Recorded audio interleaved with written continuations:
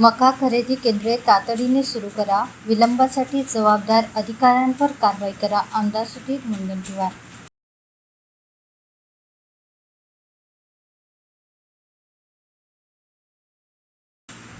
चंद्रपूर जिल्ह्यातील शेतकऱ्यांच्या प्रश्नाबाबत सातत्याने आक्रमक भूमिका घेणारे आमदार सुधीर मुनगंटीवार यांनी आता जिल्ह्यातील मका उत्पादक शेतकऱ्यांच्या गंभीर समस्येकडे राज्य शासनाचे लक्ष वेधले आहे.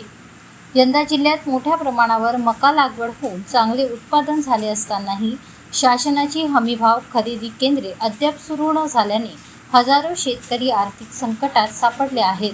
या पार्श्वभूमीवर आमदार सुधीर मुनगंटीवार यांनी अन्न व नागरी पुरवठा मंत्री नामदार छगन भुजबळ यांना पत्र पाठवून तातडीने मका खरेदी केंद्रे सुरू करण्याची मागणी केली आहे.